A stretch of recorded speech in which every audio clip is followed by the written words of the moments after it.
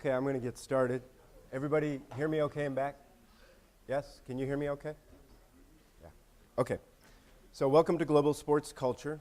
I'm your professor, Iago Colas, and you've got 3 graduate student instructors for the course as well. Elizabeth is down here, and Lauren and Nate. You'll get to know them all very well shortly. So today, I'm going to show you how I'd like you to wind up thinking about sports in this course and to give you an overview of some of the ideas that we'll be studying to get there. But I'm going to start off in a way that I'm afraid may seem kind of weird to some of you. So please bear with me. Either way, it'll all be over pretty soon. So here we go. I'm going to ask you to start by closing your eyes. So if you are still trying to find a seat, you can find a seat and then close your eyes. But if you've already sit down, close your eyes and I'll let you know when you can open them. It is January 1976, the frozen dead of winter in Madison, Wisconsin. I am 10 years old and sprawled with my best friend Rob, who is 11, on the shag rug in my parents' living room. We are watching the American Basketball Association All-Star Game. Though the upstart league was bankrupt, and this would be its last season, it had already captured our youthful imaginations with its bright red, white, and blue basketball, its zany marketing antics, and above all, the acrobatic play of its biggest star, Julius Erving, known as Dr. J, because of the way he operated. Normally, halftime is when Rob and I go out to play some one-on-one, careful to avoid the patches of ice in my driveway. But today, the ABA has advertised something that has never happened outside of our imaginations: a slam dunk contest. A handful of players, including Dr. J, would take turns throwing down creative dunks, showing off their imagination, leaping ability, power, and skill. Just before his final turn in the contest, Dr. J stood at the free throw line facing the basket.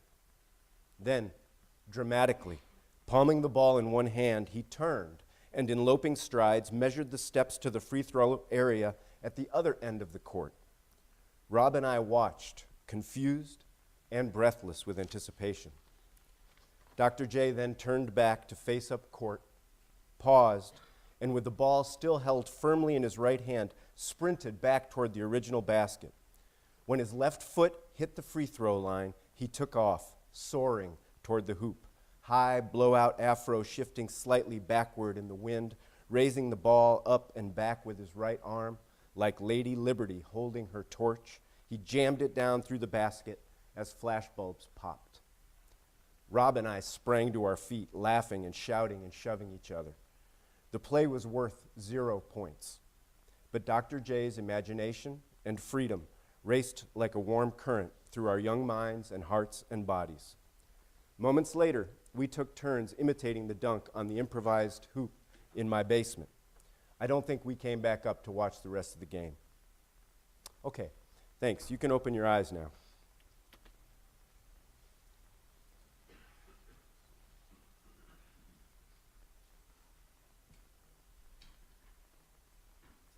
Works. Something to show you. The other end of the court.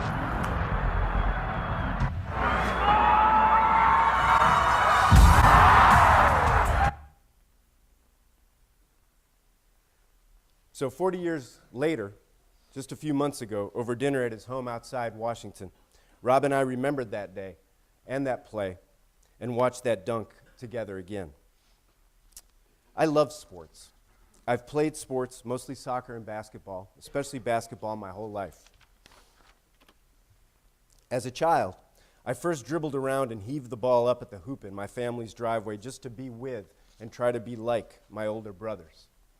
As they moved on and strife and conflict moved into our household, dribbling and shooting became for me a haven of happy absorption, and the driveway the place that I would go for solitude, for peace, and for ease. A few years later, I joined school teams and developed goals and the habits of self-discipline and lucid self-assessment required to meet them. I bonded with teammates and learned how to harmonize my personality and skill with theirs. I learned how to keep a win from going to my head and a loss to my heart. But I still also played on my own or with friends like Rob whenever I had the chance. Once my competitive career ended after high school, I continued to play on intramural or city league teams or just wherever I could find a hoop. Today, at the age of 51, I still play basketball at least a couple of times a week, mostly with men and women half my age or younger. Now my athletic abilities, that's a good dish right there, have diminished because of age and injury. Now my goals are more modest, but the joys of playing have only grown richer as every outing becomes an unpredictable encounter with limitations imposed by my body and the bodies of my opponents, and therefore also a challenging and rewarding opportunity to discover within myself and to cultivate new abilities and ways of enjoying playing sports. I have also loved watching sports my whole life. Mostly when I watch, I don't find myself caring too much who wins. In fact, I find that I get the greatest joy in watching when I don't care too much who wins. As the outcome fades from the center of my emotional attention, I get more absorbed in the action unfolding second by second in each present moment. Now I note the details of an individual athlete's movements. Now I step back to take in the broader patterns of collective motion. At such times, sports, when I would say I'm at my best, becomes a mesmerizing thing. It becomes a bonfire, both roaring and calming, or an ocean wave, both crashing and peaceful. Though I probably know sports, like with my brain, better than I know anything else in the world, I probably enjoy it most, like with all of me, when my knowledge slips away into the background and I allow myself to be absorbed in the kaleidoscope of size, power, athleticism, and skill that swirls in constant, unrepeatable motion. When I fall, fascinated by this mystery, into wonder, as Rob and I did so long ago on that cold afternoon in my parents' house in Madison. I bet most of you know what I'm talking about. I bet most of you have had some experiences like this. And I bet that this is why, maybe along with needing a humanities course, that you've chosen to be here in this room today. So now I'd like you all to take a moment on your own to recall some cherished sports memory of yours. When you have it in your mind, I want you to take out something to write with. It can just be a scrap of paper. You're not going to turn this in. Nobody else is going to see it. Or a laptop if you have one, whatever. And in a column down the left, I want you to write the following. Once you have that image in your mind, close your eyes if you need to. It can be something, a time you were playing competitively or recreationally. It can be a time you were watching, maybe a game someone took you to when you were young, or some special cherished moment. Once you have it in your mind and you've written down these words, I would like you to just take a minute to jot just 2 or 3 words next to each of these that indicate what you saw, what you heard, what you smelled, tasted, touched, and felt during that experience. As I say, nobody's going to see this but you. I am going to ask you to save it, though.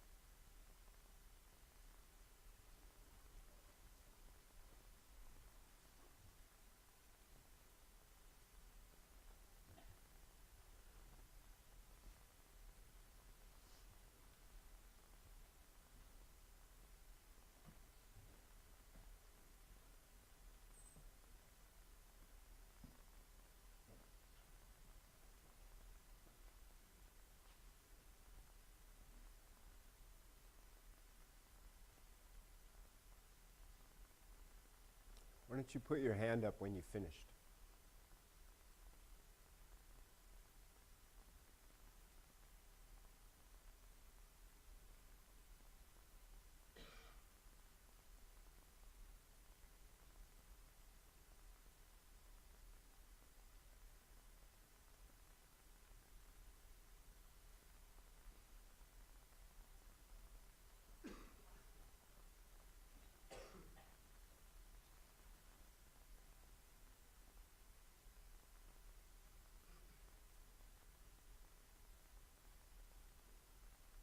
Like, it doesn't have to be a novel, just a few words.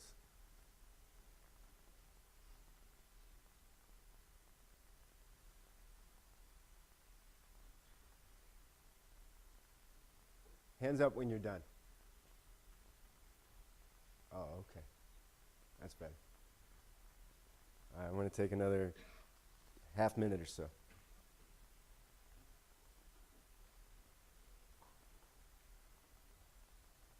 I appreciate that you're taking this seriously. It's good.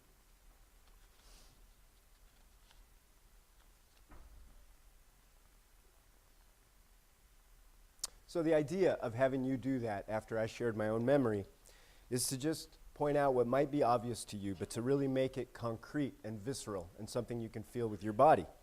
That maybe for all of our differences in this room, we all in here share this.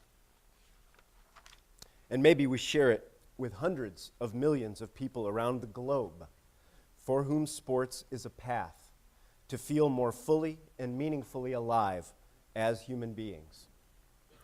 That dimension and potential of sports to help us experience, explore, and express what it is to be human, is the central focus of this course. Now, some of you have chosen to major in areas like sport management or movement science or business or psychology or communications in hopes of one day pursuing a career in sports.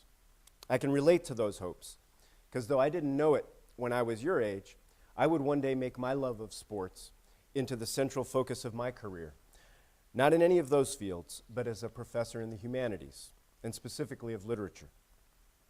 Now, from what I've seen, very few of you major in the humanities, and for many of you, this might be the very first humanities course you've taken. Most of you probably have never even heard of comparative literature before you signed up for this course. That's okay. But I do want to take a few minutes to give you a sense of what we do in the humanities and of how we can approach sports as an area of creative human expression. In the humanities, we look at the different ways that human beings have experienced and explored and expressed what it is to be human, humanities. Traditionally, these forms of activity and expression have been grouped into categories like religion, philosophy, the arts, and literature, including comparative literature, which looks at literature and culture from a global perspective across the boundaries of language and nationality. More recently, the humanities have widened to include popular forms of expression like movies, TV, and even new digital media. Now, typically, we study these forms of expression to try to understand what they can tell us about the person who created them and about that person's time and place and the ways of being human in their society. But we also compare them with our own experiences of being human and see what they can show us about those. And finally, and most importantly to me, we can learn from these forms about how we might be human in a fuller and more meaningful way, including supporting the efforts of other people to experience their humanity more fully. The humanities, in other words, might be boiled down to the study of things people make or do that they don't need in order to live, but that they do need in order to live meaningfully and happily. I like to think of the humanities as equipment for living. As we'll discover, the humanities has a long tradition of forgetting that all human expression, whatever it may tell us about human minds and souls, is always made by human bodies.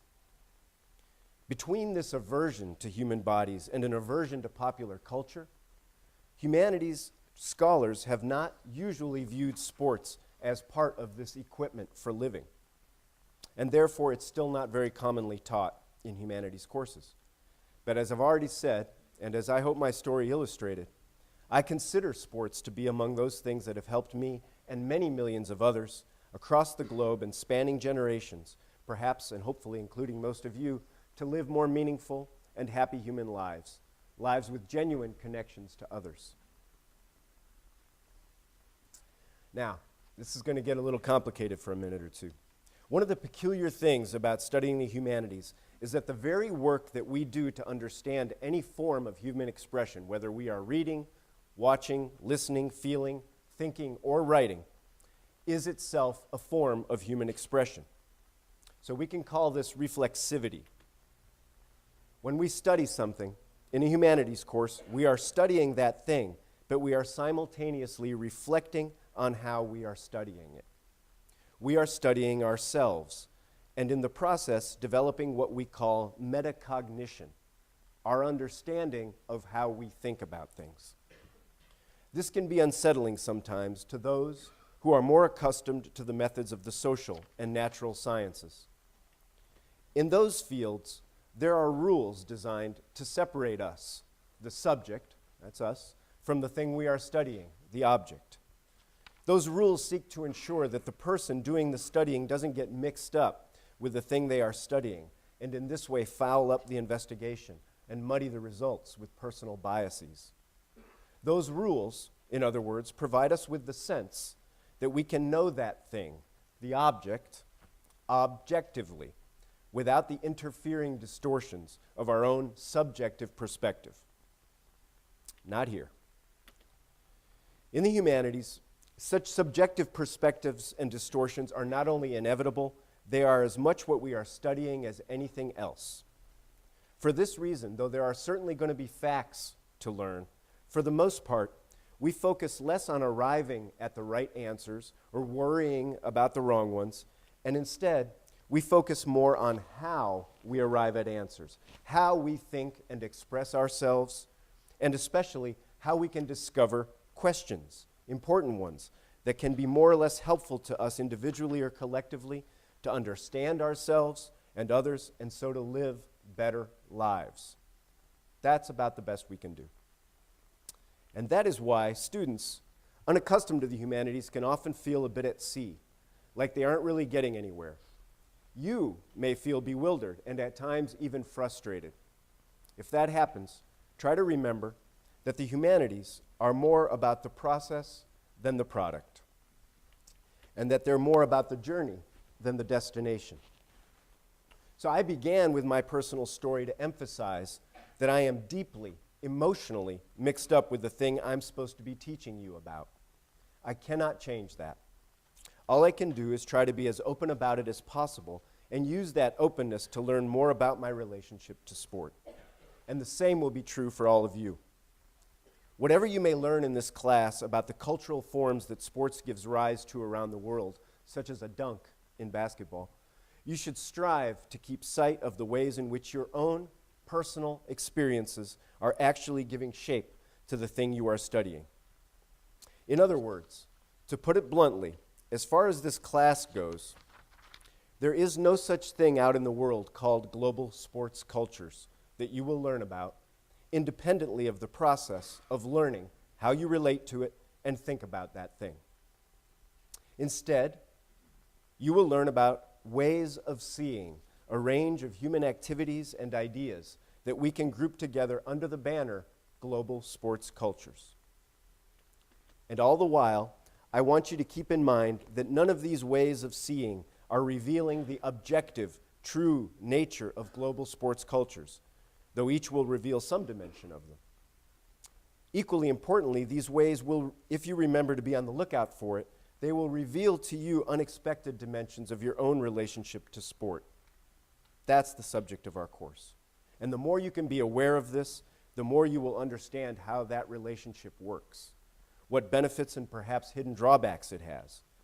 And the more you can see that, the more you will become empowered to adjust it in beneficial ways. In other words, you'll become free to shape your own life, to tell your own story, and that, ultimately, may be the most important reason to study the humanities. So I have another exercise for you. You're going to use that same piece of paper. I want you to take a moment. There's going to be 3 questions. The first one, when have you felt most free? Just think of an instant.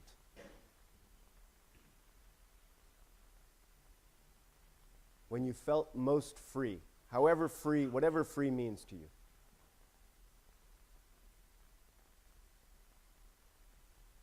Just write a word or 2 down that will tell you, that will remind you of what moment you're thinking of. Okay, when you've written that down, I want you to think about the next question. What can I do to make being in this class feel that way?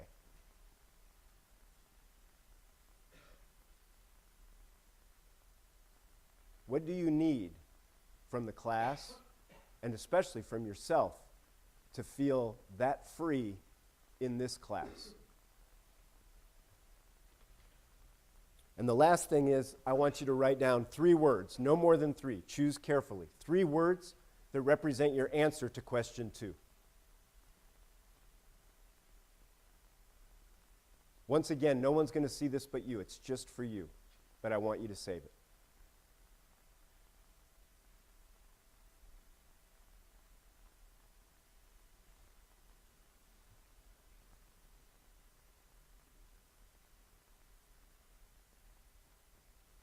Okay. So I'm thinking that up until this moment, some of this may be feeling a little abstract. So I'm going to try to make it more concrete by taking you through a simple example of how we in the humanities might approach sports, especially if we have an interest, like I do, in literature and language. Who's that? Russell Westbrook. That's right. Westbrook is one of my favorite professional basketball players. I can enjoy watching Westbrook all by myself, totally silently. But that's not how most of us engage with sports. Most of us like to share those experiences because they make them more enjoyable and meaningful. We tell friends what we've seen, we offer opinions, we read articles, watch programs, and get into arguments. And we do all of this in language. So with that in mind, here is a piece of language from a blog devoted to celebrating Russell Westbrook. I'm going to walk you through how we might approach it in a humanities class like this one. That's our piece of language. Russell Westbrook is a beast. So let me start by pointing out something really obvious. Russell Westbrook is not a beast. At least, he is not literally a beast. So the question is, are the authors of this sentence stupid? Or are they liars? Of course they're not. What they're doing is using what we call, in the humanities, figurative language. We use language in this way, figuratively, or we use figurative language, when we use what are called figures of speech to make our speech more interesting, persuasive, or impactful. There are many, many figures of speech. Here are just a few. But one of the most commonly used ones, and the one we're concerned with here, is called metaphor. You probably learned about metaphor in an English class, probably at the same time that you learned about similes, I'm guessing. You might remember that similes compare 2 different things by using words like or as. Russell Westbrook is like a beast would be a simile. Metaphors compare 2 different things directly without using those words. Russell Westbrook is a beast.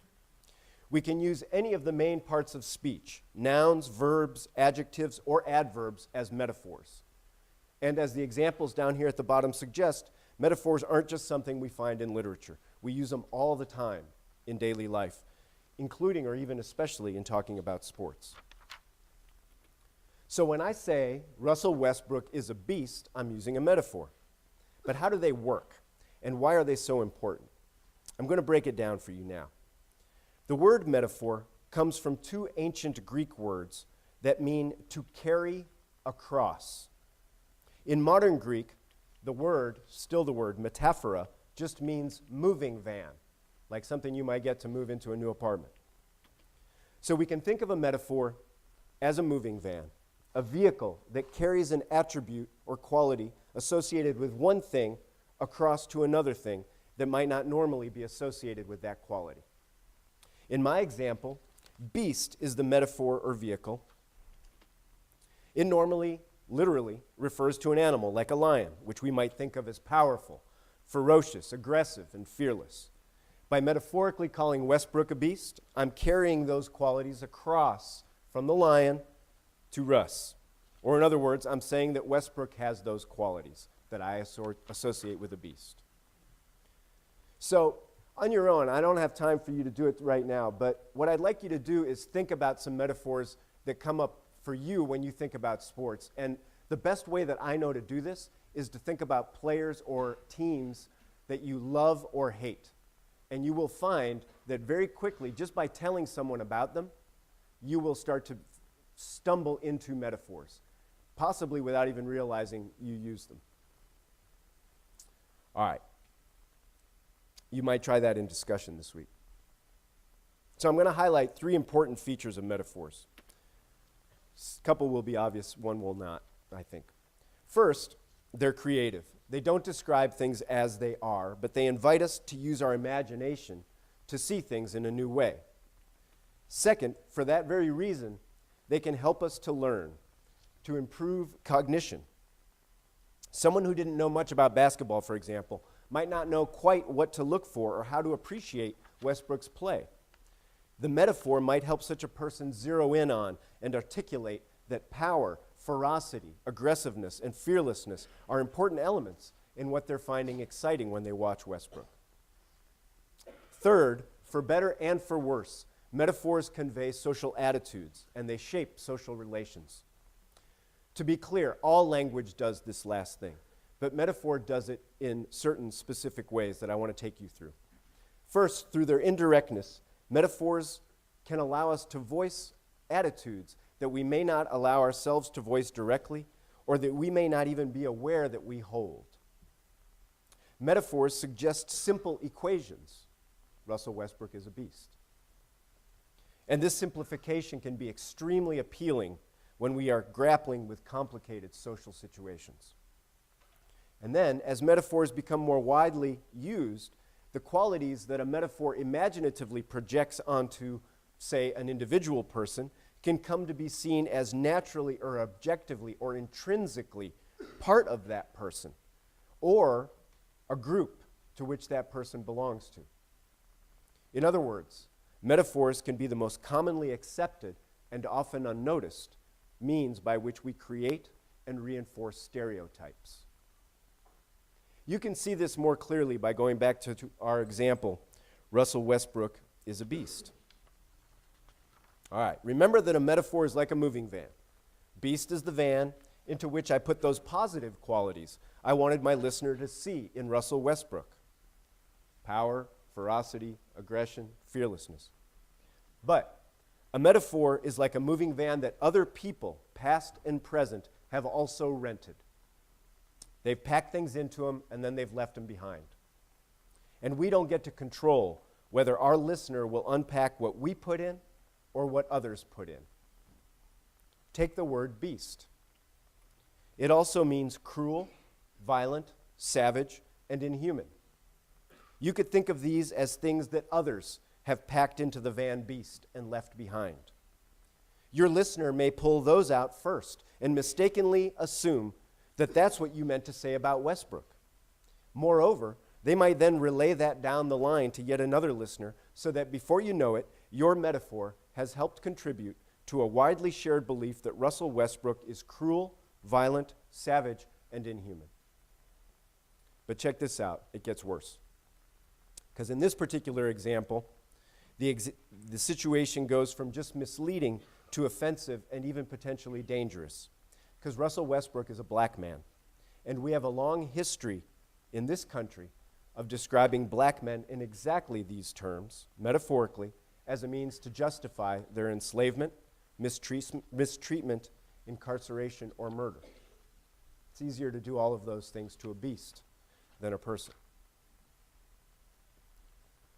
This doesn't mean we shouldn't use metaphors, and that is a good thing because we can't actually avoid using metaphors. In fact, I'll be using them a great deal in this course. Metaphors you can think of as just tools, which is a metaphor, by the way, that we can use to either help us think better or to avoid thinking altogether. Either way, recognizing their power as tools should prompt us to use them with great care, to learn to identify metaphors readily, and to consider them critically. As I said, I use metaphors all the time. So I'm going to show you two now that I often use to convey my overall understanding of an approach to sports. Sports is a swatch in the larger fabric of society. This is really two metaphors. One compares society to fabric. That's a common one, I think.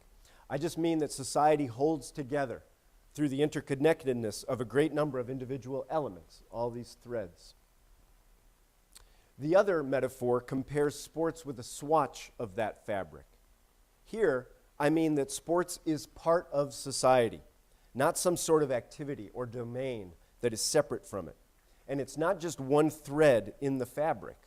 All of the same individual elements that make up the fabric of society make up the swatch of sports. And everything that we find in the swatch of sports, we can trace back out to society. Of course, like a swatch, we can tear sports away from society and look at it on its own. But in doing so, when we do so, we shouldn't forget that everything we see in that swatch, we will see in society and vice versa. I really like the simplicity of this metaphor. However, the very simplicity is also a limitation of it. Specifically, the metaphor of a swatch is too static. I want these things to be moving, and they're not.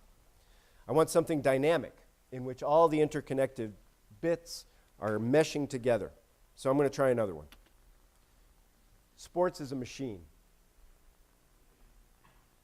At one end, the sports machine draws in raw materials in the form of capital, human bodies, some of your human bodies, ideas and desires. Its component parts include labor, both athletic and otherwise, governmental bureaucracies, educational institutions, administrative organizations, and private manufacturing and communications corporations. All these parts then transform those raw materials to spit out at the other end the performances, spectacles, images, and narratives that are consumed by hundreds of millions of sports fans around the globe on a daily basis, as well as the feelings, thoughts, words, and actions that these fans experience and undertake as a result.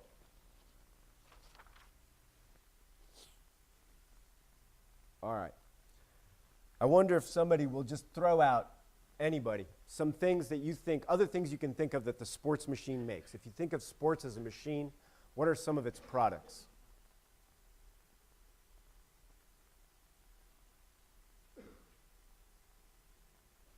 You could think really simply, games. Now you take it.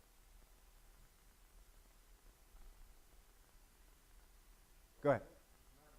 Money. That's a good one.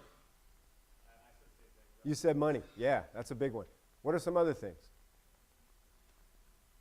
Just throw them out. You don't have to raise your hand. Just shout. Entertainment. Good. How about injured bodies? That could be one. Doesn't have to be something that the machine uniquely produces. Remember, it's part of society. Yeah. Just shout. Inspiration. Great. Traditions. Excellent. Anybody else? Blood, tears, joy, friendship, cheating, violence. The list could go on and on. It's a powerful machine. It produces a lot of different kinds of things. Thank you. All right, now every time you participate in a sport or watch one, every time you even think about sports or use a sports metaphor in your everyday speech, you are hooked up to the sports machine. Given that, this course invites you to think about 3 questions. How does the sports machine work? What is your role in its operation? Can we make it work better? To get at these questions over the course of the semester, I'm going to introduce you to a series of concepts that scholars from the humanities, but also from other disciplines, have found important for understanding sports and its relationship to culture and society. So metaphorically, I think of these concepts as lenses by which we can focus more clearly on certain aspects of the sports machine. Of course, like actual optical lenses, the very properties that enable one of these conceptual lenses to focus more clearly on some aspect of the sports machine will necessarily cause it to distort, as this lens does, other aspects. Some lenses are better for certain purposes than others. So you've got to think clearly and honestly about your purposes. If what you really want is to look closely at Jupiter, it's kind of dishonest and a little stupid to criticize a microscope for not helping you do that. It's not the right lens for your purpose. In the end, my purpose is to equip you with an array of lenses that you can explore, play with, and perhaps experimentally combine with one another to provide you with a clearer overall picture of the sports machine, and especially of your relationship to it. But you won't have that overall picture until the end. Right now, we're just at the beginning. So, to decide where to begin and what sequence to follow, I've grouped the 12 primary lenses that I'll be showing you this semester into 3 broad sets that I'm going to show you here as headings: individual, social, and cultural. Of course, every feeling, action, material thing, and word that goes into or comes out of the sports machine could be seen from an individual, a social, or a cultural point of view, among others, many others. So I just mean for these 3 headings to help you orient yourself as we go towards what aspect of the sports machine I'll be emphasizing in a given week. So our first 4 weeks, we'll consider together an imaginary individual engaging the sports machine, sort of an abstract individual. And we will focalize that individual's experience through 4 lenses: the body or embodiment, play, limits, and values. After that, for the next 4 weeks, we're going to plug that imaginary individual into society and vice versa, and study how societal forces and that individual might impact one another by looking at their interactions through 4 new lenses: organizations, markets, media, and politics. Finally, we'll conclude the course in the last 3 weeks by looking in detail at 3 cultural forms generated by the interactions between individuals and social forces within the sports machine. The 3 cultural forms will be images, numbers, and words. So that's the overview. With that in mind, I want to introduce you to each of the 12 lenses very briefly in order, so you just have a sense of the kind of itinerary that you're going to be undertaking with me in the next 14 weeks.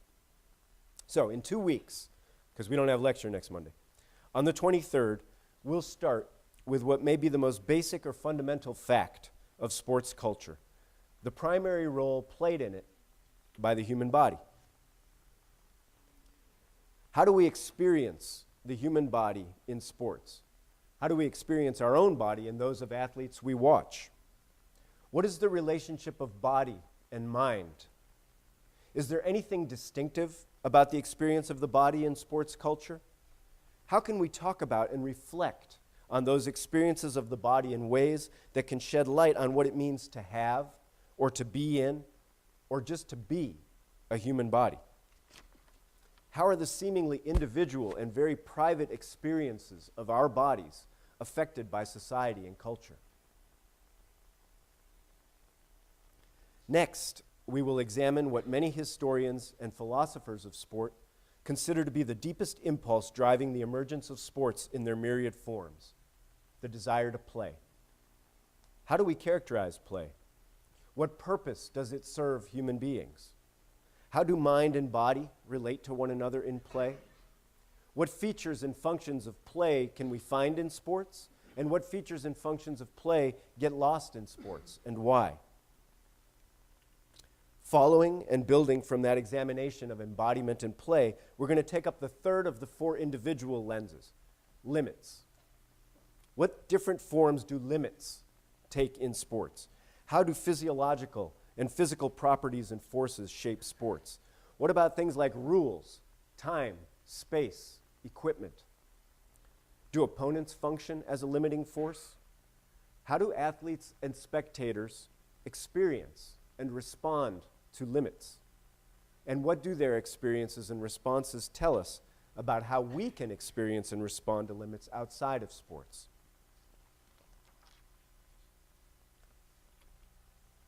Finally, we will examine the values that our imaginary individual might bring to or draw out of the sports machine. What role do such intangible but cherished ideals as excellence, beauty, fairness, and sportsmanship play within the basic dynamics of embodiment, play, and limit that we've looked at so far? Where did these values come from? Are they beneficial? Are they harmful? And are they so equally for everyone involved in global sports? So we've looked at the individual as a body at play, as a body at play confronting certain limits, and as a body at play confronting certain limits and carrying into that engagement certain values. Next, over the second 4 weeks of the course, we'll begin to add in what we see when we look at the machine through the lens of various social forces, beginning with organizations or governing bodies, whether they are private or public, nonprofit, or commercial, or some weird mix. What purposes were organizations like the National Collegiate Athletic Association or FIFA created to serve? How have these purposes evolved? What relationship do they have to bodies, play, limits, and values? How do they interact with other social and cultural forces? Do these organizations work? Can we improve them? Do we need them at all? How do we decide? As your answers to what the sports machine suggests, maybe the most obvious thing about the sports machine is that it is a major economic force with billions of dollars circulating through it every year. From the point of view of markets, athletes are workers whose labor, when combined with outlays of various kinds of capital, generate a performance that we spectators consume. In addition, a whole range of related industries, from construction to communications and from beverage to apparel manufacturing, shape and are shaped by sports culture. How do these various markets work? What happens to the individual and institutional components of the sports machine when they become engaged with local and global market forces? Anybody know what that's a shot of? I mean, obviously it's a golf ball, but yeah, it's a Tiger Woods putt that stopped right there on national TV, obviously, which is amazing for Nike. All right, speaking of, in certain ways, the media is the means by which those performances generated by the sports machine are brought to market so that we can consume them. But the news media also reports on events within the sports machine, and it also generates revenues by selling advertisers' products. So how do these three roles, entertainment, reporting, and marketing, relate to one another? What about more subtle roles that the media plays in shaping our desires and those of athletes? How does the media influence our way of experiencing and thinking about bodies, play, limits, values, organizations, and the market? Though many sports fans wish it were different, sports can never be free of politics. Some of you are going to get very upset about this over the course of the term. Whether through governmental regulation or in more subtle forms, politics, the activities by which we in a society organize ourselves, manage our resources, and navigate our differences, is always at work in sports, and in fact is influenced by what happens in sports. So looking at the sports machine through the lens of politics will mean trying to understand the roles that politics actually plays there, the relationship of politics to other elements of the sports machine, and thinking about how sports can make us understand politics and act politically in new ways. Lastly, we're going to think about culture as bridging or mediating between individuals and the society in which they live. And so we'll conclude by looking at images, numbers, and words. Most of us think of images without thinking too much about them. We look through them as a kind of transparent window through which we can get an unobstructed view of the stuff we really care about in sports. Great games, heroic performances, and close calls. But here we'll be looking not through, but rather at images. How are they conceived, designed, produced, circulated, and consumed? How do they work in relation to other components of the sports machine? How do they work on us? How can we interpret given images more actively and freely? And how can we become producers of our own alternative images of sport? Now, try to imagine modern sports without numbers. We use them to tally the score, to identify players, to compare performances historically through the keeping of records. We've used numbers to measure the bodies of athletes. And today, digital technologies and statistical methods allow more minute tracking of athletic bodies and performances than ever before. Are numbers a more objective way to access sports? How do numbers and quantitative thinking shape the individual aspects of and social dimensions of sports we've studied? How do they relate to other cultural forms like images and words? Finally, we will conclude this conceptual tour through the sports machine with a close look at words and at language more broadly. Language, as you already saw through our discussion of metaphor, can be tricky. It always conveys more and less than what we intend by it. What forms of language does the sports machine generate? Here's one of my favorites. How does the complexity of language relate to other cultural forms like images and numbers? How is it influenced by and how does it influence social components of the sports machine? Politics, media, markets, and institutions. And how does it not only reflect, but help to create or shape our sense of embodiment, play, limitation, and values? How can we use it, language, to make the sports machine work better for ourselves and for others? So that's a quick overview of the broad areas we're going to be covering. Now, as you know, you're also going to be attending discussion sections. We got 2 minutes. Don't even start. Thank you. Discussion sections a couple times a week. I want you to really work in discussion sections because that's the opportunity to make the stuff that I'll be talking about on Mondays at 11 very concrete. I will throw out examples in coming weeks during lectures, but you're going to get to come up with your own and have some that your GSIs will supply for you during discussion sections too. So in the week ahead, I want to flag, first of all, by 10 p.m. tonight, you need to post your quotes and notes to Canvas. That's to the Canvas site for your discussion section. If you don't know what I'm talking about, then you need to read the course syllabus and you'll find out.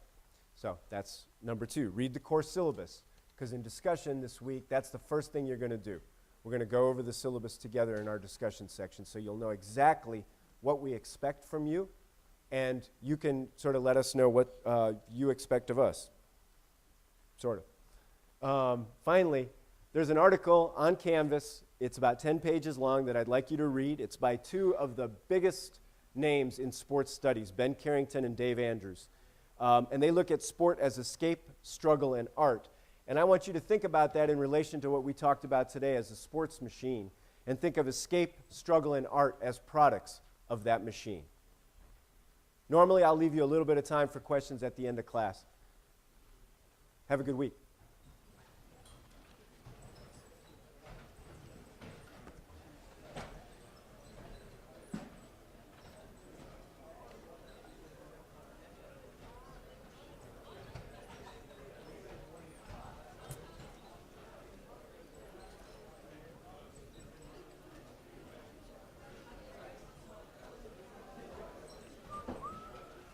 Hi.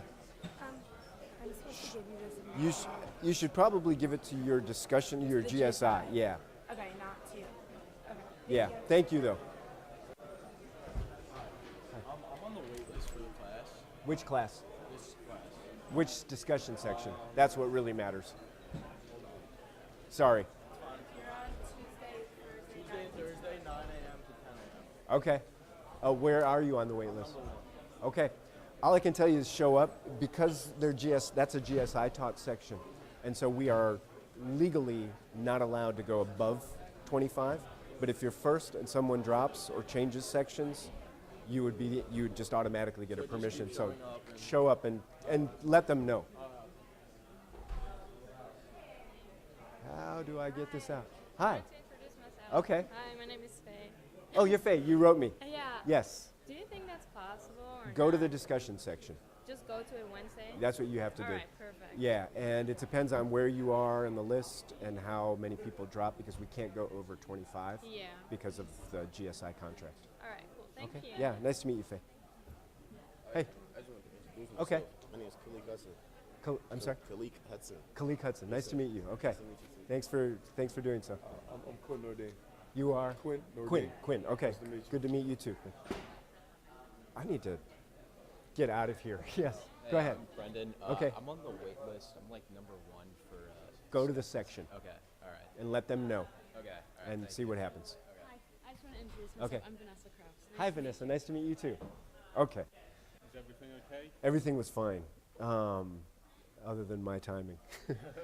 But that always happens the first day. Let me get this off and.